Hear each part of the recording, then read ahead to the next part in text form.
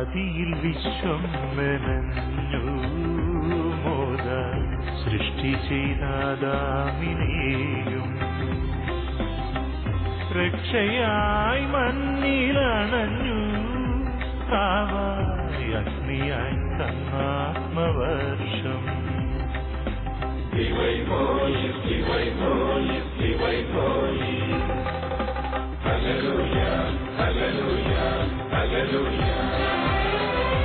Hallelujah ഓശാന സ്തോത്രഗീതിയ എല്ലാരും വാഴ്ത്തുന്നൊരത്വൈകനാദം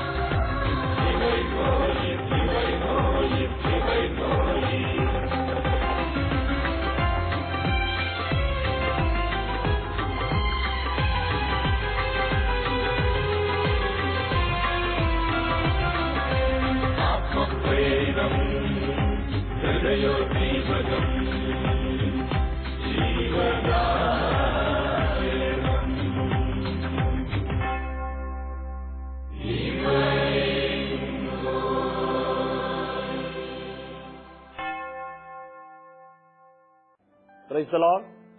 hallelujah. യേശുവേ നന്ദി, യേശുവേ സ്തോത്രം. പ്രിയപ്പെട്ടവരെ, 2 ദിവസം മുമ്പ് മലയാള മനോരമ ദിനപത്രത്തിൽ കാണാനില്ല എന്ന തലക്കെട്ടിൽ ഏതാണ്ട് 15 വയസ്സ് തോന്നിക്കുന്ന ഒരു മകന്റെ ഫോട്ടോയും ആ ഫോട്ടോയുടെ താഴെ ഇങ്ങനെ ഒരു കുറിപ്പ് കൊടുത്തിട്ടുണ്ടായിരുന്നു. അതിങ്ങനെയാണ്: മകനെ, നീ വേഗം തിരിച്ചു വരിക. നിന്റെ തിരിച്ചുവരവും കാത്ത് നിന്റെ അമ്മ കാത്തിരിക്കുകയാണ്. നീ പോയതിൽ പിന്നെ അമ്മ ഭക്ഷണമൊന്നും കഴിച്ചിട്ടില്ല. നിന്റെ തിരിച്ചുവരവ് മാത്രമാണ് നിന്റെ അമ്മയുടെ മനസ്സിലുള്ളത് എന്ന് നിന്റെ സ്നേഹമുള്ള അപ്പച്ചൻ. വായിക്കുന്ന ഏതൊരു മനുഷ്യന്റെയും കരളലിയിക്കുന്ന ഒരു കാര്യമാണ് കാണാനില്ല എന്ന തലക്കെട്ടിൽ 15 വയസ്സുള്ള ഒരു മകന്റെ ഫോട്ടോ സഹിതം കൊടുത്തിരിക്കുന്ന പരസ്യം. പ്രിയപ്പെട്ടവരെ, അതിനേക്കാൾ വളരെയധികം ഹൃദയമലിവുണ്ടാക്കുന്ന ഒരു സംഭവമാണ്, ഏതാണ്ട് മനുഷ്യർക്കെല്ലാവർക്കും സ്വീകാര്യമാകുന്ന വിധത്തിലുള്ള ഒരു പരസ്യമാണ്. ലൂക്കായുടെ സുവിശേഷം 15-ാം അധ്യായം 11 മുതൽ 32 വരെയുള്ള തിരുവചനങ്ങളിൽ നാം കാണുക. അവിടെ 11-ാമത്തെ വചനം ആരംഭിക്കുന്നത് ഇങ്ങനെയാണ്: യേശു പറഞ്ഞു, ഒരു മനുഷ്യന് 2 പുത്രന്മാരുണ്ടായിരുന്നു. ഇളയവൻ പിതാവിനോട് പറഞ്ഞു, പിതാവേ, എന്റെ സ്വത്തിൽ എന്റെ ഓഹരി എനിക്ക് തരിക. സ്വത്തിൽ എന്റെ ഓഹരി എനിക്ക് തരിക എന്ന് പറഞ്ഞ് പിതാവിനോട് ഇളയ മകൻ അവന്റെ ഓഹരിയും വാങ്ങിച്ച് ദൂരദേശത്തേക്ക് പോയി. പിതാവിൽ നിന്ന് അവകാശമായി കിട്ടിയതെല്ലാം ദൂർത്തടിച്ച ഒരു മകന്റെ ചിത്രമാണ് ലൂക്കാ സുവിശേഷകൻ അവിടെ രേഖപ്പെടുത്തുക. ധൂർത്തപുത്രന്റെ ഉപമയെക്കുറിച്ച് ഈശോ പറയുമ്പോൾ പിതാവായ ദൈവത്തിന്റെ ധൂർത്തടിക്കുന്ന സ്നേഹത്തെക്കുറിച്ചാണ് നമുക്ക് ഓരോരുത്തർക്കും മനസ്സിലാക്കി തരിക. പ്രിയപ്പെട്ടവരെ, ഓരോ മനുഷ്യ വ്യക്തിയെയും സ്നേഹത്തോടെ, കരുതലോടെ, അനുകമ്പയോടെ കാണുന്ന പിതാവായ ദൈവത്തിന്റെ ചിത്രം യേശുക്രിസ്തു ഈ ഉപമയിലൂടെ അവിടെ വരച്ചു കാണിക്കുകയാണ്. പിതാവിൽ നിന്ന് അവകാശം വാങ്ങി ദൂരദേശത്തേക്ക് പോയ ആ മകൻ കയ്യിൽ പണമുണ്ടായിരുന്നപ്പോൾ അവന് ലോകത്തിന്റേതായ കൂട്ടുകാരെ ഒത്തിരി പേരെ കിട്ടി. കൈവശമുണ്ടായിരുന്ന പണം ചെലവഴിക്കാൻ ലോകത്തിന്റെ കൂട്ടുകാർ ഒത്തിരിയേറെ അവനെ സഹായിച്ചു. അങ്ങനെ ലോകത്തിന്റെ സുഖത്തിലും ലോകത്തിന്റെ സന്തോഷത്തിലും ലോകത്തിന്റെ ആനന്ദത്തിലും അവനായിരുന്നപ്പോൾ അവൻ അനേകരെ കിട്ടിയെങ്കിൽ, അനേകര് അവരുടെ കൂടെ ഉണ്ടായിരുന്നെങ്കിൽ, ഇതാ കൈപ്പണമെല്ലാം തീർന്നപ്പോൾ അവൻ ഉണ്ട് എന്ന് കരുതിയ ലോകത്തിന്റെ കൂട്ടുകാരെല്ലാം അവന് വിട്ടുപോയി. പ്രിയപ്പെട്ടവരെ, ഇനിയാണ് നമ്മൾ മനസ്സിലാക്കേണ്ടത്. അവിടെ ദൈവത്തിന്റെ വചനം പറയുകയാണ്, ആ ധൂർത്തപുത്രൻ അവനെ ആരും സഹായിക്കാനില്ലാത്ത അവസ്ഥയുണ്ടായി. പ്രിയപ്പെട്ടവരെ, ഈ അവസ്ഥയിൽ ധൂർത്തപുത്രന്റെ ജീവിതത്തിൽ 4 വിധത്തിലുള്ള ആഘാതം അല്ലെങ്കിൽ ഷോക്ക് ഉണ്ടായി എന്നാണ് ബൈബിൾ പണ്ഡിതന്മാർ പറയുക. ആദ്യത്തെ ഷോക്ക്, കയ്യിലുണ്ടായിരുന്നത് മുഴുവൻ തീർന്നപ്പോൾ സഹായിക്കുമെന്ന് കരുതിയതായ കൂട്ടുകാരെല്ലാം അവനെ വിട്ടുപോയപ്പോൾ അവന്റെ ഉള്ളിൽ ഇനി ഞാൻ എന്ത് ചെയ്യും, ഇനി ഞാൻ എന്ത് ചെയ്യും എന്നുള്ളതായ അവന്റെ മാനസികമായ ചിന്തയാണ് ഒന്നാമത്തെ ആഘാതം. സഹായിക്കാൻ ആരുമില്ല, പരിചരിക്കാൻ ആരുമില്ല, ഇനി എന്ത് ചെയ്യണമെന്ന് അറിയത്തില്ല. ഇത്തരത്തിലുള്ളതായ ഒരവസ്ഥയിൽ ആ മകൻ പെട്ടു. ഈ ഒന്നാമത്തെ ആഘാതം, ഇതിൽ നിറഞ്ഞ അവനിലേക്ക് തന്നെ നോക്കി. ധൂർത്തപുത്രൻ അവനിലേക്ക് തന്നെ നോക്കിയപ്പോൾ അവന്റെ ബുദ്ധി അവനോട് പറഞ്ഞു കൊടുത്തു, നീ ആരോഗ്യമുള്ളവനാണ്. അപ്പോൾ അവൻ ചിന്തിച്ചത് എങ്ങനെയാണ്, ഞാൻ അത്ര മോശക്കാരനൊന്നുമല്ല, എനിക്ക് ആരോഗ്യമുണ്ട്, അതുകൊണ്ട് ഈ ആരോഗ്യം കൊണ്ട് ഞാൻ പണിയെടുത്ത് ജീവിക്കും. ഇതാ ധൂർത്തപുത്രന്റെ ജീവിതത്തിലെ രണ്ടാമത്തെ ഷോക്ക്. എന്റെ ആരോഗ്യം കൊണ്ട് ഞാൻ പണിയെടുത്ത് ജീവിക്കും എന്ന് കരുതി അവൻ പണി അന്വേഷിച്ചു പോയപ്പോൾ ആരും അവന് ജോലി കൊടുത്തില്ല. പ്രിയപ്പെട്ടവരെ, അവനുണ്ടായ രണ്ടാമത്തെ ഷോക്ക് ആരും തന്നെ പരിഗണിക്കുന്നില്ലല്ലോ എന്നുള്ള ഷോക്കാണ്. ആരും തന്നെ പരിഗണിക്കുന്നില്ലല്ലോ എന്നതായ ചിന്തയാണ്. ഏതൊരു മനുഷ്യ വ്യക്തിയുടെയും ജീവിതത്തിൽ ഏറ്റവും വലിയ സന്തോഷം പരിഗണനയുടെ സന്തോഷമാണ്. ഏറ്റവും വലിയ വേദന അവഗണനയുടെ വേദനയാണ്. ഈ ധൂർത്തപുത്രൻ ഇപ്പോൾ അനുഭവിച്ചത് ഈ അവഗണനയുടെ വേദനയാണ്. ജോലി ചെയ്യാൻ ഞാൻ തയ്യാറാണ്, എന്റെ ആരോഗ്യം ഞാൻ സംരക്ഷിക്കാൻ തയ്യാറാണ്, ഈ ആരോഗ്യം കൊണ്ട് ഞാൻ ഏത് ജോലിയും ചെയ്യാൻ തയ്യാറാണ്, പക്ഷേ ആരും അവന് ജോലി കൊടുക്കുന്നില്ല. ഈ അവസ്ഥയിലാണ് അവന്റെ ജീവിതത്തിലെ മൂന്നാമത്തെ ഷോക്ക്. ഇതാ അവൻ അവസാനം പന്നികളെ നോക്കാനായിട്ടുള്ള ജോലി എന്ന് പറയുമ്പോൾ മാനുഷിക രീതിയിൽ സമൂഹത്തിൽ ഏറ്റവും അവഗണിക്കപ്പെട്ടതായ യഹൂദ പശ്ചാത്തലം അനുസരിച്ച് അവരുടെ പാരമ്പര്യത്തിന് നിരക്കാത്തതായ സമൂഹം തള്ളിക്കളയുന്നതായ ഒരു ജോലി പന്നികളെ നോക്കുന്നത്, അത് ചെയ്യാൻ പോലും അത്രമാത്രം താഴാനായിട്ട് അവൻ തയ്യാറായി. സമൂഹം അംഗീകരിക്കാത്തതായിട്ടുള്ള ജോലി ചെയ്യാൻ അവൻ തയ്യാറായി. ഇതാ അവന്റെ ഭവനത്തിലായിരുന്ന ഇന്നലകളിലെ അവന്റെ ജീവിതത്തിലുണ്ടായിരുന്ന ആ നിലവാരം, ആ സ്റ്റാറ്റസ്, ആ പദവിയിൽ നിന്ന് വിട്ട് പന്നിക്കുഴിയിലെ ചെളിക്കുണ്ടിൽ അവൻ ഇറങ്ങി നിൽക്കുമ്പോൾ, പ്രിയപ്പെട്ടവരെ, പന്നിക്കുഴിയിലെ ചെളിക്കുണ്ടിൽ ഇറങ്ങി നിന്ന അവന്റെ ഉള്ളിൽ അവന് തോന്നിയ ആ അപകർഷതയുണ്ടല്ലോ, ആ അപകർഷതയാണ് അവന്റെ ജീവിതത്തിലെ മൂന്നാമത്തെ ഷോക്ക്. ഈ ആഘാതം അവനെ വളരെയധികം വേദനിപ്പിച്ചു. എന്നാലും അവൻ ജീവൻ നിലനിർത്താൻ വേണ്ടി, വയറ് പുലർത്താൻ വേണ്ടി ആരും അവഗണിക്കുന്ന പന്നിയെ നോക്കുന്ന ജോലി ചെയ്യാൻ തയ്യാറായി. നോക്കൂ, എന്നിട്ട് പന്നി തിന്നിരുന്ന തവിട് പോലും അവന് കിട്ടാതെ വന്നു. അപ്പോഴാണ് അവൻ പന്നിക്കൂട്ടിൽ തവിട് തിന്നുകൊണ്ടിരുന്നതായ പന്നികളെ, ആ പന്നികൾ തിന്നുന്നതായ തവിട്, അത് കിട്ടാൻ വേണ്ടിയിട്ട് അവൻ അമരത്തൊട്ടിയിലേക്ക് കൈയിട്ടു. അമരത്തൊട്ടിയിലേക്ക് തവിടെടുക്കാൻ വേണ്ടിയിട്ട് കൈയിട്ടപ്പോൾ തവിട് തിന്നുകൊണ്ടിരുന്ന പന്നികളിൽ ഒരെണ്ണം അവന്റെ കൈക്കിട്ടൊരു തട്ട് വെച്ചു കൊടുത്തു. എന്നിട്ട് അവരോട് പറഞ്ഞു, നീ പോടാ നിന്റെ അപ്പന്റെ അടുക്കൽ, ഇത് ഞങ്ങൾക്ക് അവകാശപ്പെട്ടതാണ്. പ്രിയപ്പെട്ടവരെ, ആ പന്നിയുടെ തട്ടാണ് അവന്റെ ജീവിതത്തിലെ നാലാമത്തെ ഷോക്ക്. നിങ്ങൾ മനസ്സിലാക്കൂ, ആ പന്നിയുടെ തട്ട് കിട്ടിയപ്പോൾ കർത്താവിന്റെ വചനം രേഖപ്പെടുത്തിയിരിക്കുകയാണ്. ലൂക്കായുടെ സുവിശേഷം 15-ാം അധ്യായം 17-ാം തിരുവചനം. അപ്പോൾ അവന് സുബോധമുണ്ടായി. ആ പന്നിയുടെ തട്ടാണ് അവന് സുബോധം ഉണ്ടാകാൻ കാരണമായി തീർന്നത്. എന്ന് ശ്രദ്ധിക്കൂ, അവന് സുബോധമുണ്ടായപ്പോൾ 3 കാര്യം അവന് മനസ്സിലായി. ഒന്നാമത്തത്, അവൻ ആയിരുന്ന അവസ്ഥ.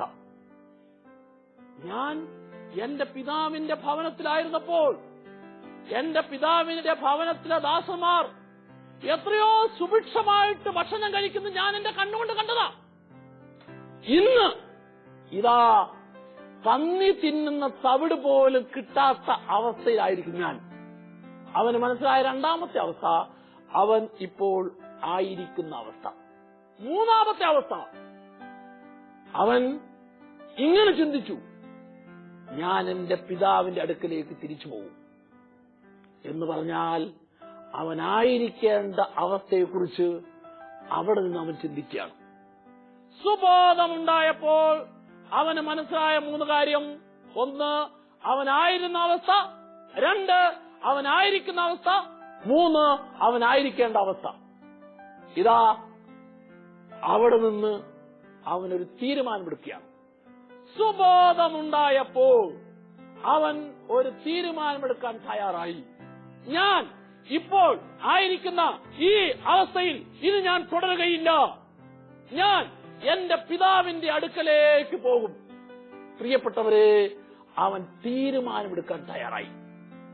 സുബോധമുണ്ടായപ്പോൾ ധൂർത്തപുത്രന്റെ ഉള്ളിൽ വലിയൊരു ബോധ്യം. ആ ബോധ്യമാണ് തീരുമാനമെടുക്കാനുള്ള കഴിവ്. അവൻ തീരുമാനമെടുത്തു, ഞാൻ എന്റെ പിതാവിന്റെ അടുക്കൽ ചെന്ന് എന്റെ പിതാവിന്റെ മുമ്പിൽ ചെയ്തത് മുഴുവനും സംഭവിച്ചത് മുഴുവനും ഞാൻ ഏറ്റുപറയും. ഏറ്റുപറഞ്ഞ് എന്റെ പിതാവിനോട് ഞാൻ മാപ്പ് ചോദിക്കും. Praise the Lord, praise the Lord. പ്രിയപ്പെട്ടവരെ, സുബോധമുണ്ടായപ്പോൾ അവൻ തീരുമാനമെടുക്കാൻ തയ്യാറായി. അതുപോലെ തന്നെ തന്റെ പിതാവിന്റെ മുമ്പിൽ തെറ്റിനെ ഏറ്റുപറയാൻ തയ്യാറായി. അതുപോലെ തന്നെ തന്റെ പിതാവിന്റെ ഭവനത്തിലെ ദാസന്റെ പണിയെങ്കിലും ആ ദാസന്റെ അവസ്ഥയെങ്കിലും മതി എന്ന ആ സംതൃപ്തിയിലേക്ക് അവൻ കടന്നു വരാൻ തയ്യാറായി.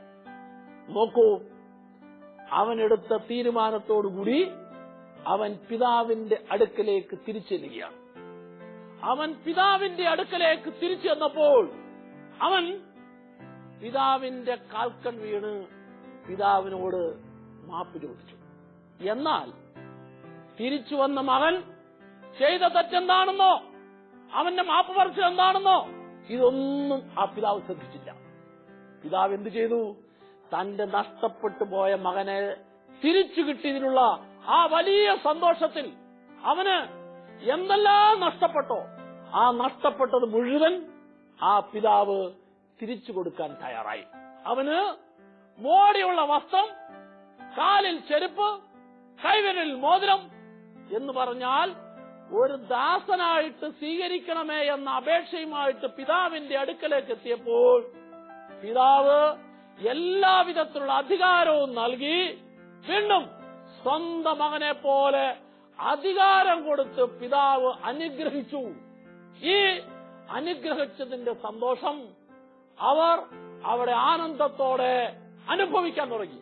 ആഹ്ലാദത്തോടെ അവര് അവിടെ കൊണ്ടാടാൻ തുടങ്ങി. വചനം ഇങ്ങനെ പറയുന്നു, ലൂക്കായുടെ സുവിശേഷം 15-ാം അധ്യായം 24-ാം തിരുവചനം, എന്റെ ഈ മകൻ നഷ്ടപ്പെട്ടിരുന്നു, ഇതാ അവനിപ്പോൾ തിരിച്ചു കിട്ടിയിരിക്കുന്നു.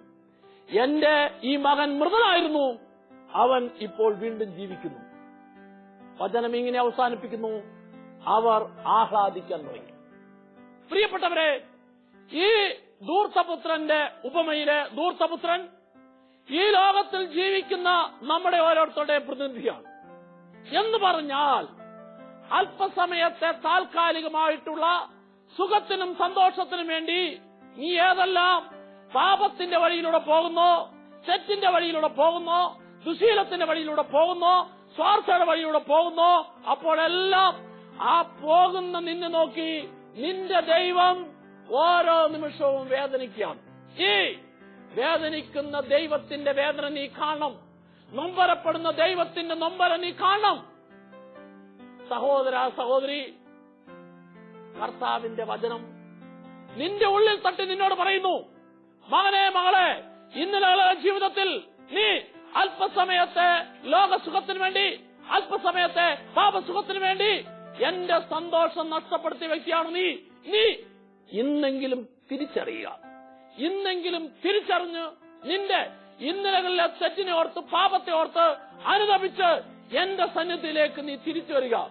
പ്രിയപ്പെട്ടവരെ, പിതാവായ ദൈവം നിന്റെ നേർക്ക് കരങ്ങൾ നീട്ടി ആ ദൂതപുത്രന്റെ തിരിച്ചുവരവിൽ പിതാവ് എത്രമാത്രം സന്തോഷിച്ചോ, എത്രമാത്രം ആനന്ദത്തോടെ പ്രതീക്ഷയോടെ കാത്തിരുന്നോ, ഇതാ ആ പിതാവിനെ പോലെ സ്വർഗത്തിലുള്ള നിന്റെ ദൈവം കാത്തിരിക്കുന്നു. എന്തിനു വേണ്ടിയിട്ട്? നിന്റെ പാപങ്ങളെല്ലാം കഴുകി നിന്നെ വിശുദ്ധീകരിച്ച് നിനക്കൊരു പുതിയ ജീവിതം തന്ന് നിന്നെ അനുഗ്രഹിക്കുന്നതിന് വേണ്ടിയിട്ട്. ആ പിതാവായ ദൈവത്തിന്റെ അനുഗ്രഹത്തെ നിനക്ക് സ്വീകരിക്കാൻ സാധിക്കണമെങ്കിൽ ഇന്നലകളിൽ നീ ചെയ്തുപോയ, പറഞ്ഞുപോയ, പ്രവർത്തിച്ചുപോയ തെറ്റിനെ ഓർത്ത്, കർത്താവേ, ഞാൻ പറഞ്ഞുപോയി, ചെയ്തുപോയി, വീണുപോയി എന്ന അനുതാപത്തോടുകൂടി നീ തിരിച്ചു വരാൻ തയ്യാറാകണം. തിരിച്ചു വരുന്ന ഒരു വ്യക്തിയെയും തള്ളിക്കളയാതെ തിരിച്ചു വരുന്ന വ്യക്തിയെ മാറോട് ചേർത്ത് ആലിംഗനം ചെയ്ത് സ്വീകരിക്കാൻ കാത്തിരിക്കുന്ന ദൈവത്തിന്റെ കരത്തെയാണ്, ദൈവത്തിന്റെ മുഖത്തെയാണ് നിന്റെ മുമ്പിൽ അവിടുന്ന് ഈ വചനങ്ങളിലൂടെ, ധൂർത്തപുത്രന്റെ ഉപമയിലൂടെ നിനക്ക് മനസ്സിലാക്കി തരുന്നത്, നിന്റെ മുമ്പിൽ എടുത്തു വയ്ക്കുന്നത്. സഹോദര സഹോദരി, നീ തിരിച്ചറിയണം. പ്രിയപ്പെട്ടവരെ, അതിനോട് ചേർത്ത് ആ പിതാവിന്റെ മൂത്ത മകന്റെ കാര്യം കൂടി ദൈവത്തിന്റെ വചനം രേഖപ്പെടുത്തുകയാണ്. ലൂക്കായുടെ സുവിശേഷം 15-ാം അധ്യായത്തിന്റെ 25 മുതൽ 32 വരെയുള്ള തിരുവചനം. സഹോദരൻ തിരിച്ചു വന്നപ്പോൾ പിതാവ് വലിയ സദ്യ ഒരുക്കി. വീട്ടിൽ ആഘോഷം നടന്നപ്പോൾ വയലിലായിരുന്ന മകൻ ദാസനെ വിളിച്ച് അന്വേഷിച്ചു, എന്താണ് വീട്ടിലെ ഈ സന്തോഷത്തിന്റെ, ആഘോഷത്തിന്റെ കാരണം? ചോദിച്ച ജ്യേഷ്ഠനോട് വേലക്കാരൻ പറഞ്ഞു, നിന്റെ അനുജൻ തിരിച്ചു വന്നതിനാൽ നിന്റെ അപ്പൻ വലിയ സന്തോഷത്തോടെ അത് ആഘോഷിക്കുകയാണ്. പ്രിയപ്പെട്ടവരെ, അനുജൻ തിരിച്ചു വന്നു, തിരിച്ചുവരവിൽ കുടുംബം മുഴുവൻ ആഹ്ലാദിക്കുന്നു. എന്നാൽ പിതാവിനോട് ചേർന്ന് തിരിച്ചു വന്ന തന്റെ അനുജനെ ഓർത്ത് സന്തോഷിക്കാൻ സാധിക്കാത്ത ആ സഹോദരൻ അകത്ത് കയറാൻ മടി കാണിച്ച് അവൻ കോപിച്ച് പുറത്തു നിൽക്കുകയാണ്. ഇനി നിങ്ങൾ ശ്രദ്ധിക്കണം, കോപിച്ച് പുറത്തു നിൽക്കുന്ന മൂത്ത മകന്റെ അടുക്കലേക്ക് പിതാവ് സ്നേഹപൂർവ്വം ഇറങ്ങിച്ചെല്ലുകയാണ്. എന്നിട്ട് പിതാവിനെ കണ്ടപ്പോൾ ആ മൂത്ത മകൻ പിതാവിന്റെ മുമ്പിൽ പരിദേവനങ്ങളും നൊമ്പരങ്ങളും എല്ലാം പറയുകയാണ്. ഇതാ, എത്ര നാളായി നിന്റെ കൂടെ ഞാനങ്ങ് താമസിക്കുന്നു, എനിക്ക് വേണ്ടി എന്റെ കൂട്ടുകാരോടൊത്ത് ഒന്ന് സന്തോഷിക്കാനായിട്ട് നീ എനിക്കൊന്നും ചെയ്തു തന്നില്ലല്ലോ. എന്നിട്ട് എല്ലാം ദൂർത്തടിച്ച് തിരിച്ചു വന്നിരിക്കുന്ന നിന്റെ ഇളയ മകൻ എല്ലാം നശിപ്പിച്ച് തിരിച്ചു വന്നപ്പോൾ നീ എത്ര കാര്യത്തോടെയാണ് അവനെ സ്വീകരിച്ചിട്ട് അവിടെ വലിയ സദ്യ ഒരുക്കുന്നത്. പ്രിയപ്പെട്ടവരെ, ലോകത്തിന്റെ മനോഭാവവും ചിന്തയുമായിട്ട് മൂത്ത മകൻ പിതാവ് ചെയ്ത വലിയ കാര്യത്തെ വളരെ വേദനയോടെ, പരാതിയോടെ പിതാവിന്റെ മുമ്പിൽ അവൻ ഏറ്റുപറഞ്ഞപ്പോൾ ആ മൂത്ത മകനോട് പിതാവ് പറഞ്ഞ ഒരു കാര്യമുണ്ട്. 2 പ്രധാനപ്പെട്ട കാര്യമാണ് നമ്മൾ വചനത്തിൽ വായിക്കുക. ലൂക്കായുടെ സുവിശേഷം 15-ാം അധ്യായം 31-ാം തിരുവചനം. കോപിച്ച് അകത്ത് കയറാൻ വിസമ്മതിച്ച് പരാതിയുമായിട്ട് നിൽക്കുന്ന മൂത്ത മകനോട് പിതാവ് പറഞ്ഞു, മകനെ, നീ എപ്പോഴും എന്റെ കൂടെ ഉണ്ടായിരുന്നു. പ്രിയപ്പെട്ടവരെ, ഇത്രയും നാള് ആ മൂത്ത മകൻ പിതാവിന്റെ ഭവനത്തിൽ ഉണ്ടായിരുന്നു എങ്കിലും അവൻ പിതാവിനോട് കൂടെയല്ലായിരുന്നു. പിതാവിനോട് കൂടെ ആയിരുന്നുവെങ്കിൽ അവന് പിതാവിന്റെ മനോഭാവം കിട്ടുമായിരുന്നു. അവൻ പിതാവിന്റെ കൂടെ, പിതാവിന്റെ മനോഭാവം, പിതാവിന്റെ ഇഷ്ടം, പിതാവിന്റെ ആഗ്രഹം എന്താണെന്ന് തിരിച്ചറിയാൻ പറ്റാത്തത് കൊണ്ടാണ് ആ മൂത്ത മകൻ പിതാവിനോട് ഈ പരാതി പറഞ്ഞത്. അപ്പോൾ പിതാവ് പറഞ്ഞു കൊടുത്തു, മകനെ, നീ എപ്പോഴും എന്റെ കൂടെയായിരുന്നു. നീ എപ്പോഴും എന്റെ കൂടെയായിരുന്നുവെങ്കിൽ എന്റെ മനോഭാവവും എന്റെ പ്രതികരണവും എല്ലാം നിനക്ക് സ്വന്തമാക്കാൻ സാധിക്കുമായിരുന്നു. നീ ഇന്ന് ഇപ്രകാരം പരാതി പറയുന്നുണ്ടെങ്കിൽ അതിന്റെ അർത്ഥം നീ ഈ ഭവനത്തിലായിരുന്നെങ്കിലും എന്നോടൊപ്പം ആയിരിക്കുന്നതിൽ നീ സന്തോഷം കണ്ടെത്താത്തത് കൊണ്ടാണ്. രണ്ടാമത്തത്, പിതാവ് മകനോട് പറഞ്ഞു, മകനെ, എനിക്കുള്ളതെല്ലാം നിന്റേതാണ്. പ്രിയപ്പെട്ടവരെ, ആ മൂത്ത മകന് നഷ്ടപ്പെട്ട പ്രധാനപ്പെട്ട കാര്യം, അവന് സ്വീകരിക്കാൻ പറ്റാത്ത പ്രധാനപ്പെട്ട കാര്യം, പിതാവിനുള്ളതെല്ലാം എന്റേതാണ് എന്ന തിരിച്ചറിവ് അവനില്ലാതെ പോയി. എന്ന് പറഞ്ഞാൽ അത്രയും നാള് പിതാവിന്റെ ഭവനത്തിൽ അവനായിരുന്നിട്ട് അവൻ പിതാവിനെ സ്വന്തമാക്കിയില്ല. അവൻ പിതാവിനെ സ്വന്തമാക്കിയായിരുന്നുവെങ്കിൽ പിതാവിനുള്ളതെല്ലാം തനിക്ക് തന്നെയാണ് എന്ന ബോധ്യം അവനുണ്ടാകുമായിരുന്നു. പിതാവിനുള്ളതെല്ലാം എനിക്കുള്ളതാണ് എന്ന ബോധ്യം ഇല്ലാതെ പോയതാണ് ആ മൂത്ത മകന്റെ ഉള്ളിലെ സകല പരാതിക്കും കാരണം. ഞാനും നിങ്ങളും തിരിച്ചറിയണം, ജീവിതത്തിലെ എല്ലാ നിമിഷവും എന്റെ ബുദ്ധിയിൽ എനിക്ക് ബുദ്ധി തന്നവനെ ഞാൻ സ്വന്തമാക്കണം. എന്റെ അറിവിൽ എനിക്ക് അറിവ് തന്നവനെ ഞാൻ സ്വന്തമാക്കണം. എന്റെ കഴിവിൽ എനിക്ക് കഴിവ് തന്നവൻ ഞാൻ സ്വന്തമാക്കണം. എനിക്ക് എന്തെല്ലാം ഉണ്ടോ ആ ഉള്ളതിൽ ഓരോന്നിലും എനിക്ക് ഇത് തന്നവനെ ഞാൻ സ്വന്തമാക്കിയാൽ എന്റെ ഉള്ളിൽ പരാതി ഉണ്ടാകുകയില്ല, എന്റെ ഉള്ളിൽ പരിഭവം ഉണ്ടാകുകയില്ല. പ്രിയപ്പെട്ടവരെ, എപ്പോഴെല്ലാമാണ് ഒരു മനുഷ്യ വ്യക്തിയിൽ പരാതിയും പരിഭവം ഉണ്ടാകുന്നത്, അപ്പോഴെല്ലാമാണ് ആ മനുഷ്യ വ്യക്തിയിൽ പിശാച് കയറിപ്പറ്റുക. അതിനാൽ മനസ്സിലാക്കേണ്ട പ്രധാനപ്പെട്ട കാര്യം, എന്റെ ജീവിതത്തിൽ ഏതെല്ലാം അവസ്ഥകൾ ദൈവം അനുവദിച്ചാലും അനുവദിക്കുന്ന അവസ്ഥയിൽ ഞാൻ ദൈവത്തെ സ്വന്തമാക്കണം. ഒരു രോഗിക്ക് തന്റെ രോഗത്തിൽ ദൈവസ്നേഹ അനുഭവം സ്വീകരിക്കണമെങ്കിൽ, ഒരു തകർന്ന വ്യക്തിക്ക് തന്റെ തകർച്ചയിൽ ദൈവാനുഭവം കിട്ടണമെങ്കിൽ, തന്റെ കഷ്ടതയിൽ തന്റെ സഹനത്തിൽ ദൈവാനുഭവം സ്വീകരിക്കാൻ സാധിക്കണമെങ്കിൽ അവൻ രോഗത്തിലും വേദനയിലും സഹനത്തിലും എല്ലാം ദൈവത്തെ സ്വന്തമാക്കണം. ദൈവത്തെ സ്വന്തമാക്കിയാൽ അവൻ ആരെയാണോ സ്വന്തമാക്കുന്നത്, ആ സ്വന്തമാക്കുന്ന ദൈവം അവന്റെ എല്ലാ കാര്യങ്ങളിലും ഇടപെട്ട് അവനെ രോഗത്തിലാണെങ്കിൽ, വേദനയിലാണെങ്കിൽ, തകർച്ചയിലാണെങ്കിൽ അവൻ ദൈവത്തെ സ്വന്തമാക്കിയാൽ ആ സ്വന്തമാക്കുന്ന ദൈവം അവന്റെ രോഗവും വേദനയും എല്ലാം അനുഗ്രഹത്തിന്റെയും സന്തോഷത്തിന്റെയും അനുഭവമാക്കി മാറ്റും. പ്രിയപ്പെട്ടവരെ, അതുകൊണ്ട് ദൈവത്തിന്റെ വചനം അടിവരയിട്ട് പറയുന്ന വളരെ പ്രധാനപ്പെട്ട ഒരു കാര്യം, ഓരോ നിമിഷവും ദൈവം നഷ്ടപ്പെട്ട ഓരോ വ്യക്തിയുടെയും തിരിച്ചുവരവിനെ കാത്തിരിക്കുന്നു. അതുകൊണ്ടാണ് ലൂക്കായുടെ സുവിശേഷം 19-ാം അധ്യായം 10-ാം തിരുവചനം ഇങ്ങനെ അവസാനിപ്പിക്കുന്നത്, നഷ്ടപ്പെട്ടതിനെ കണ്ടെത്തി രക്ഷിക്കുവാൻ വേണ്ടിയാണ് മനുഷ്യപുത്രൻ വന്നിരിക്കുന്നത്. യേശുക്രിസ്തു മനുഷ്യനായി അവതരിച്ചത് ഏതെല്ലാം വ്യക്തികൾ ഈ ലോകത്തിലെ സുഖത്തിന്റെയും സന്തോഷത്തിന്റെയും ജഡിക അവസ്ഥയുടെയും പിന്നാലെ പോയി ദൈവം നൽകിയ സ്നേഹവും സന്തോഷവും നഷ്ടപ്പെടുത്തിയോ, ആ നഷ്ടപ്പെടുത്തിയ ഓരോ വ്യക്തിയെയും തിരിച്ചു കൊണ്ടുവരുന്നതാണ് കർത്താവിന്റെ പദ്ധതി.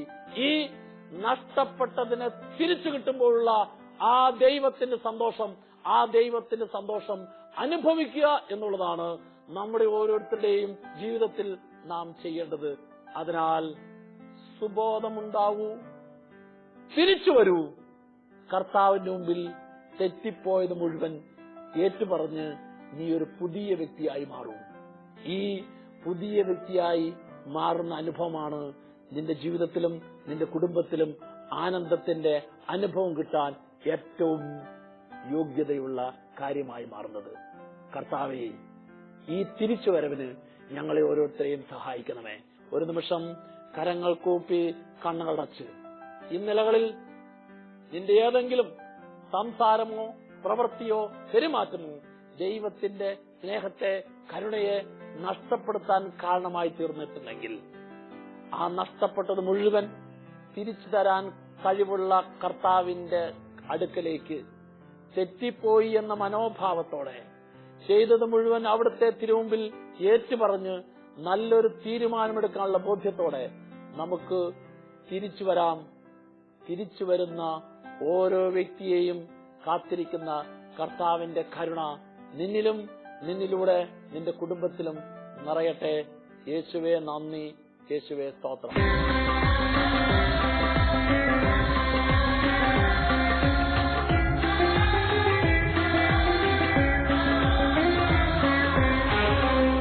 സ്വർഗമാകി നിറഞ്ഞൊരു നാദം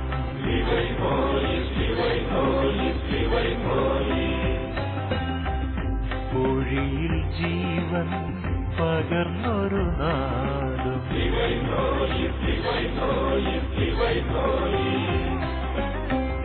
ചെങ്കടൽ രണ്ടായി പകുത്തൊരു നാദം അന്നമായി മന്ന ഒഴിച്ചൊരു നാദം മഹിയിൽ വന്നു പിറന്നൊരു നാദം കുരിശിൽ രക്ഷയൊരുക്കിയ നാദം മരണം പോലും ഭയന്നൊരു നാദം കരുണാമാരി ചൊരിഞ്ഞൊരു നാദം ഒഴുകി ഒഴുകി ധരയിൽ നീലെ നീലെ മനുജ ഹൃദയം തേടി തേടി നിരതം ഫലം നൽകാൻ തുടികൊള്ളും വചന ശബ്ദം ജീവശബ്ദം സ്നേഹശബ്ദം ദൈവശബ്ദം ആത്മപ്രേരിതം ഹൃദയോദ്ദീപനം